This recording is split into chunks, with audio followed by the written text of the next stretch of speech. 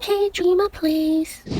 Hi guys, welcome back to my channel. Today we'll be checking out the Elixir Refinery dungeon, and it's not gonna be too difficult, okay? I'll share with you guys what I personally will do. I think this is what most people will do anyway. The team I'll be using is Rudy as a tank, Rachel as debuffer, Karin as the healer, and use whatever damage dealer you want. Okay, I'm using Cosat. I will do another run with Shane, okay, melee DPS. You can use that as well, that's more free to play. So over here, immediately what I'll do is to control Rudy, run all the way to the bridge, okay, and from the bridge, just make sure that the dragon targets you. That's about it. You can actually dodge all his attacks if you are fast enough, but sometimes, you know, if you think you can take some of the damage, it's completely fine as well, just take it, okay? But usually you can try to dodge his attacks by just going in and out of the red zone. You realize that sometimes you cast the AoE, it will not touch your Karin and it will not touch your range DPS, but your melee heroes will be damaged, so just take note of that. If your melee heroes are not that well geared, they will take quite a bit of damage. And yeah, you'll be fighting a total of 4 gargoyles. Okay, so once it reaches the last 2, they will cast this time-based AoE. All you have to do is just run out of the red zone before he uses it and you'll be fine. He will also use Furious Shout, which is much easier to dodge because it is more triangular based. He'll only aim at your frontliner, so whoever your frontliner is, once you see that, just dodge all the way to the side and that will be fine. So it's best if you stay on the bridge because he will only aim it at the bridge, so you can just go behind him easily without taking any damage at all. So I'm gonna use Shane here. The thing about Shane is that, as I mentioned, she will be taking damage when he uses the melee AoE attacks. So these are just the things that you need to take note. Take note of her health, okay, make sure your Karin is gonna be topping up properly.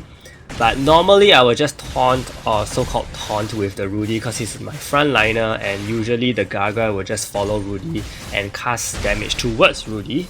So that's pretty good. As you can see here, as long as you stay on the bridge, I think you'll be completely fine because Shane likes to hit enemies from their behind. So she will not be taking too much damage from the front, for sure. Rachel as well.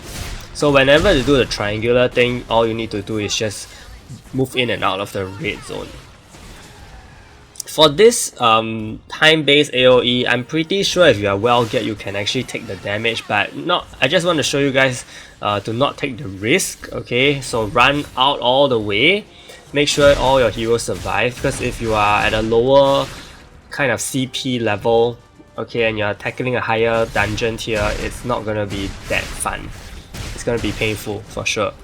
And he is done casting his skill. I will usually stop the rally, drop them off, and I will use my Rudy and run all the way to the other side so that he will be following Rudy instead, and the other heroes can attack him from the other side, from his back, whatever, okay? So the gear that I use, Rudy is on defense, pure defense, Rachel is on pure attack, my Cosat is on pure crit, and my Karin is on pure skill cooldown so that she heals more frequently. For the Masteries, again, it's mainly on the range heroes, so increase range damage, increase single target damage, that's the most important ones. Nothing much you need to flip downwards for defense unless you know you are a little worried about the health, then yeah, you can do that. For my Divinity, I have maxed out the attack ones, okay, these are the ones that I think you should and everyone should be focused on, so these are what I have.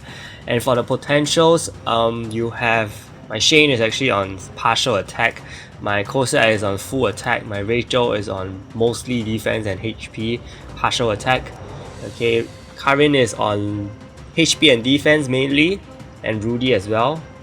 So I decided to try another team out, and that's with the latest hero, the Kris. Okay, the new Kris. He is someone that I think could do very well in this dungeon because as you saw, my Rachel was taking some damage. So if you really want to be completely damage free, okay, just having your Rudy or the tank take the damage, you can run a range setup, a bombardment setup, okay, which will really help because all the range heroes, Kris and Cosat and Karin, will be quite far back and only your Rudy will be within range. So same thing, run to the bridge. You can see that The debuffing is really working well as well from Kris, so that's pretty good. So you can easily run out of range with Rudy as well. And most of their attacks are all very close range, so not to worry too much. Yeah, you can see here, I only controlled Rudy to run out, but the rest were completely, out of the entire circle. I think this one, his circle is a little bigger, so that is why I control everyone. But yeah, very, very fast. So this will be my strategy that I want to let you guys know. Hopefully if you face any difficulty for this dungeon, it will be no longer too difficult. Okay, big shout out to my channel members, Christopher, Tom, Gonzalo, Jeremy, Yamaki, Fahas, Reggie, Bilal for their support. Stay tuned for more videos. Thank you so much and see you!